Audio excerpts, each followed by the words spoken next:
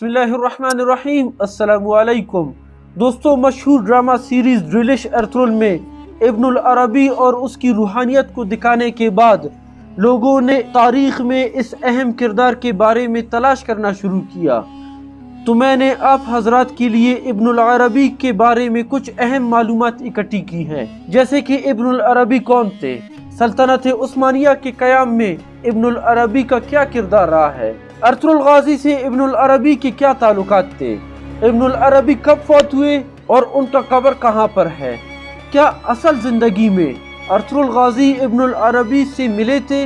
یہ تمام تر معلومات آپ حضرات کو اس ویڈیو میں ملیں گے، لہٰذا ویڈیو آخر تک دیکھیے گا۔ آگے جانے سے پہلے آپ تمام دوستوں سے گزارش کرتا چلوں کہ تاریخی اور معلوماتی ویڈیوز کے لیے ہمارے چینل کو سبسکرائب کریں اور ساتھ میں بیل آئیکن پر بھی کلک کریں۔ دوستو، ابن العربی کا پورا نام ابو عبداللہ محمد ابن علی ابن محمد ابن عربی الحاتمی الطائی تھے۔ وہ ایک عظیم صوفی بزرگ، شاعر اور ایک عظیم عالم دین تھے۔ ابن العربی تصوف کے چاروں سلسلوں سے منسلک تھے۔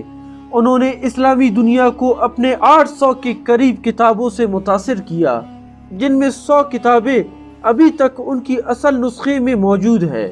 دوستو، ابن العربی 26 جولائی 1165 عیسوی کو مرسیہ، اندلس جو کہ اسپین میں موجود ہے، وہاں پیدا ہوئے تھے۔ ابن العربی کو ایک ولی کامل سمجھا جاتا تھا اور وہ شیخ الاکبر محی الدین کے نام سے مشہور تھے۔ دوستو، مشرق وسطیٰ انہیں شیخ الاکبر محی الدین ابن العربی کے نام سے جانتی تھی۔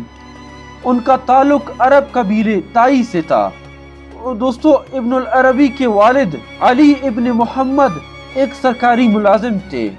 دوستو، ابن العربی کے والد علی ابن محمد مرثیہ میں ایک سرکاری ملازم تھے۔ جب مرثیہ کے حکمران محمد بن سعید کا انتقال ہوا تو 1172 عیسوی کو ابن العربی کے والد نے اپنی خدمات الموعود سلطان ابو الیعقوب یوسف میں منتقل کیا اور وہ اپنے اہل خانہ کے ہمراہ سیول چلے گئے۔ دوستو، یہ وہ جگہ تھی جہاں ابن العربی نے اپنی زندگی کی تقریباً 30 سال گزارے اور انہیں وہاں فوجی تربیت بھی دی گئی تھی۔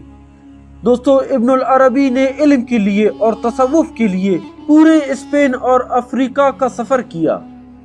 ناظرین گرامی، ان وقتوں میں ابن العربی قرطبہ میں ارسطو کے ایک بڑے فلسفی ابن رشد سے ملاقات کا موقع ملا۔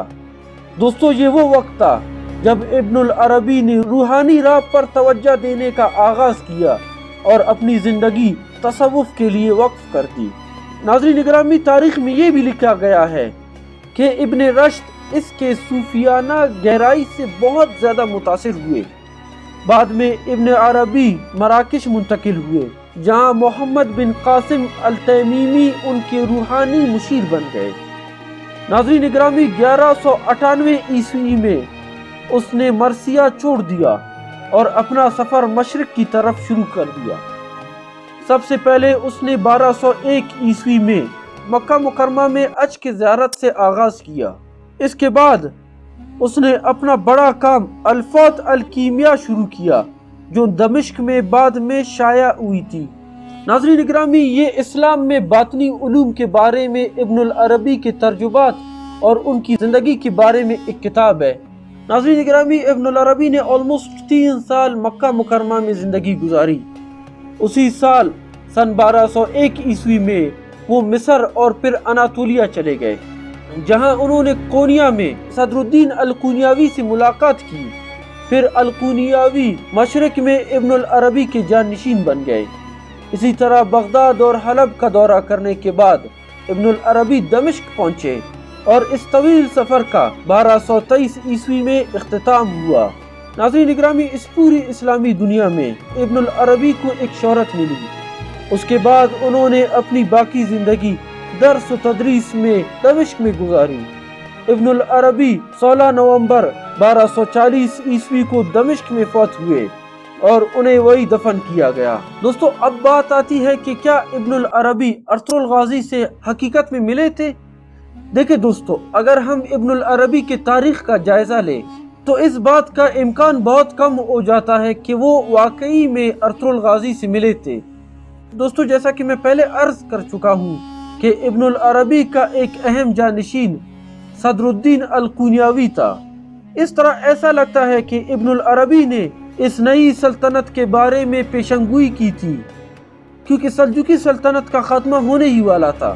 انہوں نے ایک ایسی سلطنت کے قیام کے بارے میں بات کی جو صدیوں تک رہے گا، اور قسطنطنیہ کے فتح کے بارے میں حضور پاک صلی اللہ علیہ وسلم کی حدیث کو بھی پورا کرنے والا ہے۔ دوستو یہی وجہ ہے کہ سلطنت عثمانیہ نے اپنے آپ کو شیخ اکبر محی الدین ابن العربی کی ابتدائی انکشاف سے وراثت میں پایا، اور انہوں نے اس کی تعلیمات اور احکامات کو بھی اپنایا۔ دوستو آگے اللہ رب العزت بہتر جانتے ہیں۔ ناظرین اکرامی، اگر آپ کو میری یہ ویڈیو پسند آئے تو دوستوں کے ساتھ واٹس ایپ، فیس بک پر شیئر بھی کیجیے گا۔ ملتے ہیں ایک نئی ویڈیو کے ساتھ۔ اللہ حافظ۔